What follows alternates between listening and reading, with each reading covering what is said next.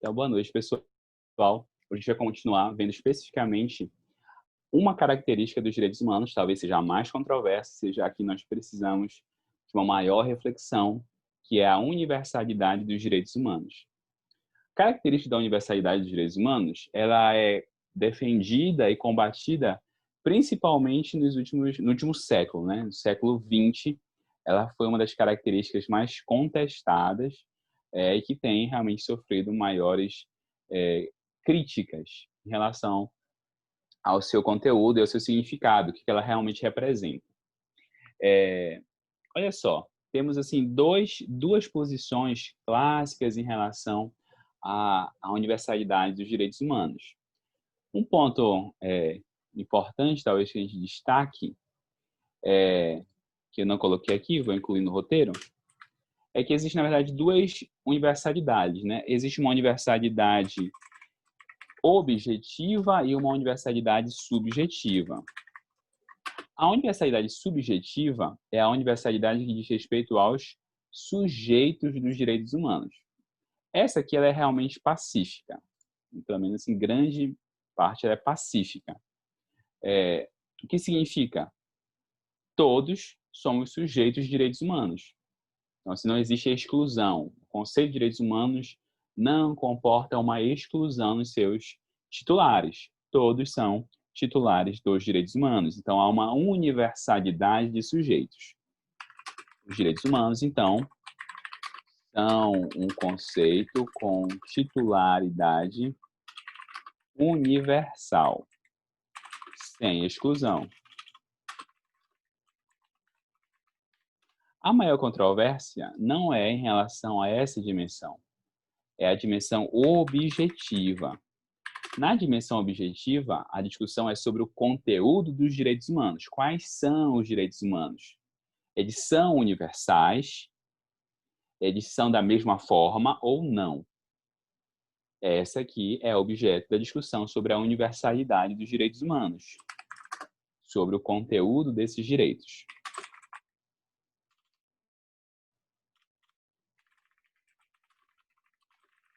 Bem, a primeira proposta, que se consolidou principalmente após a Revolução Francesa ainda, e dominou por muito tempo o debate sobre os direitos humanos, é a proposta universalista, é a proposta do universalismo.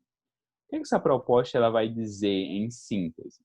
Que os direitos humanos são direitos universais, uma vez que eles são decorrentes desse fato de nós sermos seres humanos. Comentei com vocês já, e é essa afirmação da universalidade subjetiva, né? Os direitos humanos são direitos de todo e qualquer ser humano, pelo simples fato de ser um ser humano. Aí qual é a conclusão que o universalismo tira dessa primeira assertiva? Bem, já que os direitos humanos são direitos de todos, onde estiver o ser humano, ali nós teremos direitos humanos. Diferentes? Não. Direitos iguais. Então, a proposta do universalismo é que exista um tipo de padrão universal, igual, em matéria de direitos humanos. Eles não são, de novo, o argumento aqui é, eles não são direitos decorrentes da natureza humana, da condição humana. Então, eles têm que ser iguais. O ser humano é igual. O ser humano é o mesmo ser em todos os locais. Então, não faz sentido eu falar em diferentes direitos ou algo do tipo. Nem, e aí vem dois pontos, né? Nem o ser humano nem muda em razão do lugar, nem muda em razão do tempo. E aí, nessa conjugação, ele não muda em relação... Opa, me ligaram aqui. Nesse caso, os direitos humanos não mudam, nem em razão do lugar, nem em razão do tempo. Os direitos humanos são essencialmente direitos imutáveis e direitos universais. Essa proposta, que vai dizer então que eles são os mesmos, independente do lugar e da cultura, essa é uma proposta que dominou o mundo ocidental, de novo, principalmente a partir do iluminismo, tá bom? onde o iluminismo dizia, né? Onde houver um ser humano com as mesmas características, ali nós teremos os mesmos direitos, nós teremos os mesmos atributos. Uma proposta de base, de novo, iluminista e racionalista, que pressupunha que a razão fosse universal, e é universal, não nego isso, né? Não é o ponto, mas que eu pudesse extrair elementos da razão sem passar pela cultura.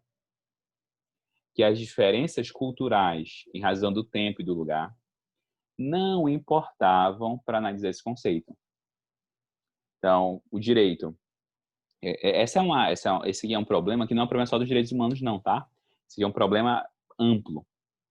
É um problema do direito, por exemplo. Então, diz assim, essa é a mentalidade que foi aplicada no direito brasileiro por muito tempo, principalmente por causa da influência positivista da Primeira República.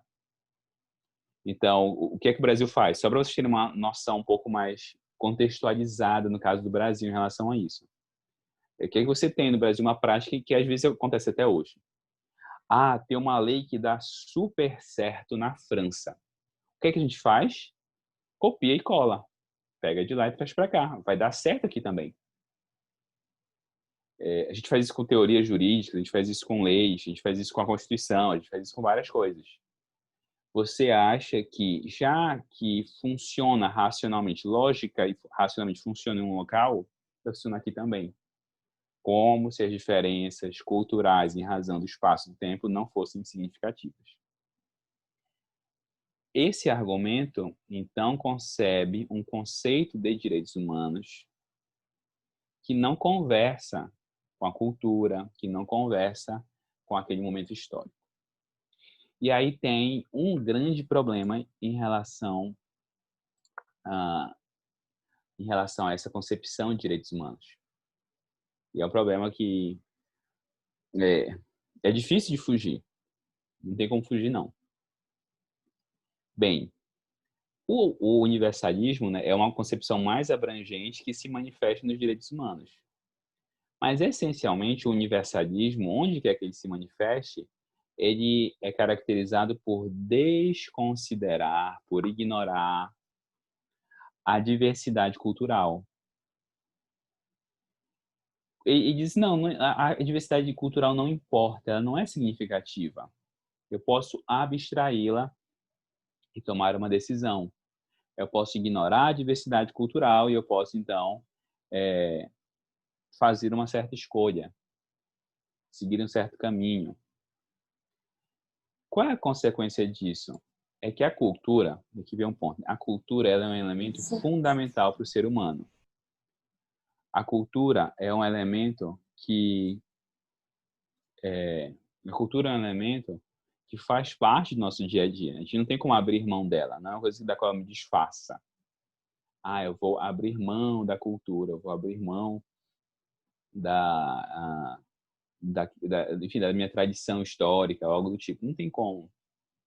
O ser humano, ele está indiscutivelmente associado às suas circunstâncias. Ortega y Gasset, né, que é um grande, eu não saberia descrevê-lo. Ele é um literata, mas ele também tem textos bons em relação à filosofia. Ortega y Gasset diz assim: eu sou eu e as minhas circunstâncias. Eu sou eu e as minhas circunstâncias. O ser humano nunca é só ele. O ser humano é ele dentro de um certo contexto. O universalismo ignora esse contexto individual e coletivo. Ele ignora. Qual é a consequência? É que isso vai viabilizar, isso vai possibilitar o domínio de uma cultura sobre a outra. Eu digo assim, isso pode ser de uma forma intencional, de uma forma não intencional. Então, existem duas formas de se manifestar o universalismo, né? A primeira, ela é intencional e ela é de uma pessoa cínica até, né? Eu digo assim, eu tenho a melhor cultura, eu tenho uma cultura superior à sua, e como eu tenho uma cultura superior à sua, eu devo transformar a sua cultura ao padrão da minha. Ou você deve adequar a sua cultura ao meu padrão, porque a minha cultura é melhor que a sua. É um viés. Então, eu acho que existe um padrão cultural superior e que esse padrão cultural superior deve ser difundido pelo mundo. É esse o pensamento, por exemplo, da Europa como um todo, ao longo do processo neocolonialista do século 18, 19, né? 19, mais 19 que 18. A ideia, e aí quem fez geografia no ensino médio lembra dessa expressão, né? A Europa tinha em mente a chamada missão civilizatória. Eu tenho que civilizar o mundo. É minha missão, é o meu chamado de civilizar o mundo. Considerando que a cultura dela era melhor do que as outras culturas. Esse é um caminho. O outro caminho, que é um caminho problemático também, mas ele não apela abertamente a essa superioridade moral, superioridade hierárquica de uma cultura, é dizer assim, olha, minha cultura também não é perfeita, mas existem certos padrões universais que nós temos que seguir. A minha cultura, a sua e todas as nossas culturas têm que seguir esses padrões morais universais, que na prática vai acarretar a imposição da minha cultura sobre a sua, do mesmo jeito. Esse processo todo, em geral, nós denominamos de imperialismo cultural, que é quando uma cultura se impõe sobre a outra, quando uma cultura busca dominar a outra, assimilar a outra cultura à sua. Esse processo, em geral, ele já ocorreu, ele pode se manifestar em matéria de direitos humanos, que é quando eu uso os direitos humanos com essa finalidade. Eu digo, não, na verdade eu não estou impondo a minha cultura, eu simplesmente exijo que os direitos humanos sejam respeitados.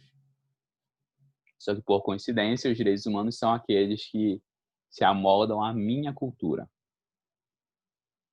Os direitos humanos que eu quero aplicar são aqueles que, por coincidência, a minha cultura reconhece, aceita e pratica. Quando eu faço isso por meio dos direitos humanos, o termo que nós adotamos é o de imperialismo dos direitos humanos. É quando os direitos humanos são usados para impor uma certa visão de cultura, impor uma certa visão da vida, ou sobre o mundo, né? Como a gente normalmente diz, uma certa concepção sobre o mundo. Professor, isso já aconteceu alguma vez? Já. Especificamente, né, tem um caso que é bem conhecido, que é o caso da Bélgica na colonização do Congo. O rei Leopoldo II da Bélgica, ele disse assim, olha, nós vamos colonizar o Congo porque o Congo é uma nação bárbara. Os seus povos ainda praticam atos contrários aos direitos humanos. Eles ainda existem comunidades lá que têm práticas semelhantes à escravidão. E nós, da Bélgica, vamos colonizar o Congo para garantir a ele direitos humanos, garantir a ele certos direitos universais. Qual é a verdade? A verdade é que no Congo tinha diamantes e o rei da Bélgica queria os diamantes do Congo. Gente, isso aqui, só para vocês terem um contexto, né? Isso aqui, esse episódio, o Rei Leopoldo colonizando o Congo, é o filme do Tarzan. Eu não lembro se o desenho chega a tocar nisso. Eu realmente não lembro. Eu assisti quando era criança, né? Obviamente. Já faz tempo. Mas o filme mesmo, quem assistiu o filme, é esse episódio. Ó. Lembra? O Tarzan volta e tal, e ele é mandado de volta para tentar fazer as pazes, porque eles queriam continuar o processo colonial. Vocês lembram? Assistiram o filme? É um filme legal, um filme legal. Não lembro o nome do filme agora. É o último que saiu agora, deve ter uns 3 anos. É esse episódio. E assim, é problemático, é problemático. Só o Tarzan da Disney? Olha só. Mas enfim, né? É um filme mais comercial, mas ele retrata esse embate aqui de fundo. Esse embate entre a colonização, com o interesse nos diamantes e esse processo de resistência. Olha só. Então, de fato, o universalismo dos direitos humanos ele é problemático, gente. Quando eu quero impor os direitos humanos de qualquer jeito a uma outra sociedade, é muito possível, muito provável.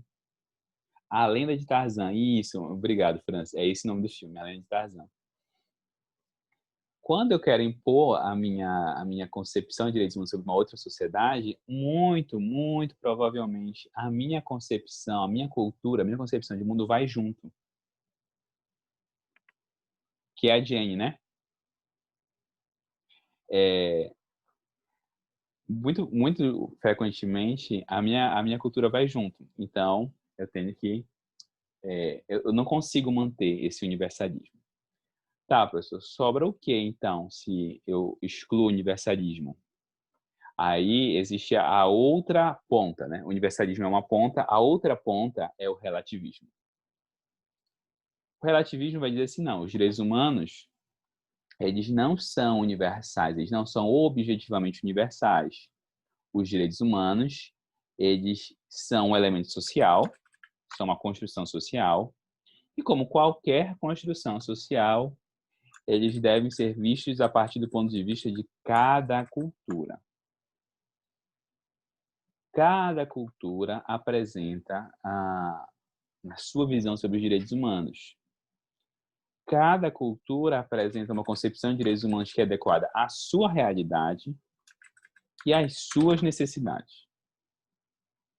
Então, a minha necessidade aqui na minha comunidade é essa, X. Esses são os direitos essenciais da nossa comunidade. Em outra comunidade são outros direitos, porque são outras necessidades. Aí você olha assim e diz, nossa, gostei da proposta, eu acho que ela é muito melhor e vou ficar com ela. Só que essa proposta também tem problemas, assim como o universalismo. Qual é o problema, gente? É que existem práticas que certas culturas aceitam, que certas culturas mantêm enraizadas, que são práticas frontalmente opostas ao que nós entendemos como direitos humanos. Vou considerar duas, especificamente, que são controversas, mas elas vão ajudar a gente a entender. São controversas se eu estivesse falando com um antropólogo. Se tiver um antropólogo, ele vai achar muito controverso. Vocês talvez não, né? No direito a gente vê de forma mais clara o conflito. O primeiro é o caso do infanticídio indígena. Qual é o caso do infanticídio indígena? Algumas comunidades indígenas, são poucas, não são muitas mais hoje. Os Yanomami ainda praticam isso, mas umas poucas aqui no Brasil. Em algumas situações, matam o bebê recém-nascido. Quais situações, geralmente? Gêmeos, crianças deficientes, crianças com alguma deficiência, gêmeos, crianças com deficiência, ou quando a mãe não sabe quem é um dos pais. Quem é o pai, não um dos pais não, né? Quando a mãe não sabe quem é o pai. Não sabe como. Ela não era casada, ela foi vítima de estupro, ela era solteira, e depois se solteira é o primeiro caso, né? Mas foi um caso de adultério, por exemplo, foi descoberto. Então, nessas hipóteses, nesses casos, ocorre o infanticídio, tá? O que é o infanticídio, então? Quando essa criança nasce, ela é morta, queimada, as cinzas do corpo da criança são colocadas no mingau e são servidas para a tribo. É esse o processo entre os Yanomami. Outro caso, que não é um caso brasileiro, mas é um caso que também é um caso de dilema do relativismo, que é o caso da mutilação genital feminina. Isso é mais presente em tribos africanas. O que acontece lá? Nessas tribos, quando a menina chega na puberdade, ela passa por um procedimento que é, em essência, arrancar parte do seu órgão genital. O clitóris é arrancado e parte do órgão genital é queimado para que essa menina não venha a ter prazer sexual algum, para que ela não venha a atrair seu marido. Então, são dois casos graves e que, no direito, são casos que afrontam, sim, os direitos humanos. São casos de violação de direitos humanos numa concepção jurídica. Os antropólogos tendem a ficar com essa visão relativista. E uma visão relativista, isso não é problema. Por que isso não é problema? Porque se eu for pegar uma concepção relativista, eu vou dizer assim, olha, mas é a cultura deles. Se é a cultura deles, não posso falar nada. Eu tenho que simplesmente respeitar, aceitar essa prática cultural e tentar, de alguma forma, torcer para que isso mude um dia ou algo do tipo. Não é meu papel como um externo, como um agente externo, tentar fazer alguma coisa. As práticas da própria comunidade devem ser respeitadas. Aquilo que ela já faz, aquilo que ela entende como uma prática cultural sua, já tradicional, deve ser mantida. Tem vários problemas nessa concepção também. Não adianta você, não, porque eu acho um ato muito grave. A gente tem que fundamentar. Quais são os problemas nessa teoria aqui? São 3 os principais problemas. O primeiro problema nessa concepção relativista, e talvez seja o mais nítido para a gente, é que ela inutiliza, ela torna inútil, imprestável o conceito de direitos humanos. Por quê? Porque a proposta dos direitos humanos é exatamente transformar a realidade. Os direitos humanos não são direitos para manter a sociedade como ela está. A gente vai ver lá na frente, né? A crítica que os conservadores fazem aos direitos humanos é que eles são muito revolucionários. Já Marx diz que eles são muito conservadores, que eles mudam pouco. Mas, enfim, um vai dizer que muda muito, outro vai dizer que muda pouco. Mas o ponto é, os direitos humanos, eles mudam. Se muda muito, se muda pouco, não importa pra gente. Importa que eles mudam a sociedade. Os direitos humanos não são um conceito que fica ali conservando aquilo que já existia há muito tempo, simplesmente porque já existia há muito tempo. Então, quando você pega um conceito como relativismo e diz assim, olha, mas isso já existia há muito tempo, desde antes de nascer.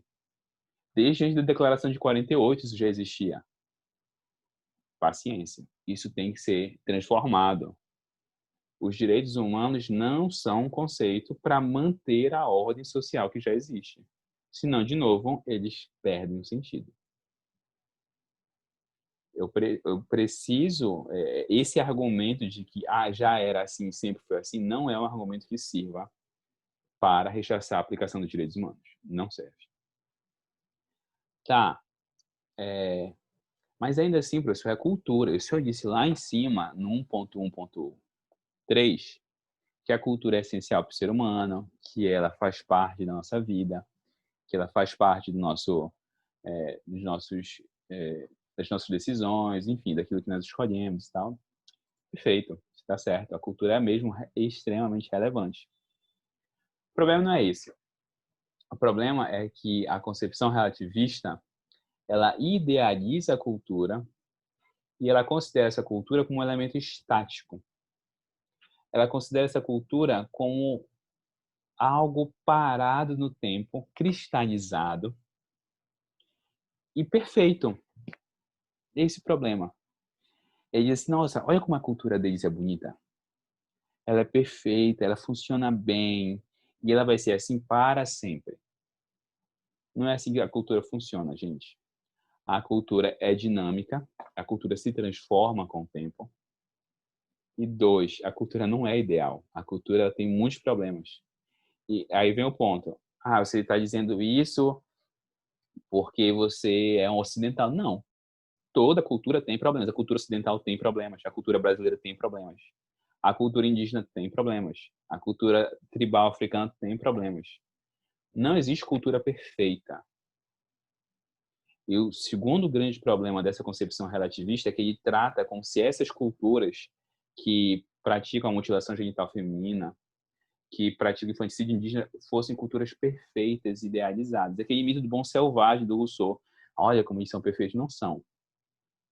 E você não pode pegar a cultura e dizer que a cultura é assim. Porque toda cultura, olha só, toda cultura possui práticas em desconformidade com os direitos humanos. que precisam se adequar. Ah, mas vai mudar a cultura, ok. Toda cultura muda sempre. Eu sempre digo assim, é esse dilema de alguns, né, que não entendem. Ah, professor, mas tem índio. Os índios hoje, eles usam até bermuda. Nunca vi um índio de tanguinha andando por aí. Eu fui lá em Altamira, não tem um de tanguinha por lá. Gente, a cultura deles também mudou. Você não tá aqui com... As moças não estão em casa com vestido com, sei lá, 10 saias ou algo do tipo. A gente não tá aqui de terno, gravata e cartola. As culturas mudam. Que bom, né? Que ela não é estática. Então, o segundo problema é que o relativismo trata como se a cultura não pudesse mudar, não mudasse e não pudesse mudar. E como se ela fosse perfeita e em conformidade com os direitos humanos, que ela também não é. Ok, bora, a gente deu nossos 30 minutos, bora dar uma pausa de 10 minutos. Pode perguntar, deixa eu responder. Isso, Adiel. O Adiel pergunta assim, então as culturas que devem se adequar aos direitos humanos, sim. A gente vai ver que daqui a pouco eu vou dar a terceira via, tá? Não vai ser nem o universalismo, nem o relativismo. É um caminho intermediário. Os direitos humanos, eles sim vão exigir que a cultura mude, mas a cultura também afeta os direitos humanos. É um caminho, é uma via de mão dupla. Então, os direitos humanos vão implicar transformações na cultura, mas os direitos humanos também são afetados por essa cultura. Tá bom? A gente vai ver daqui a pouquinho essa terceira via. Perfeito. Bora fazer nossa pausa de 10 minutos e a gente volta às 7h45, tá bom? 7h45 a gente volta para ver a última crítica e ver a proposta de universalidade, tá bom? Vão lá tomar uma água, levantem, andem, que a gente já volta.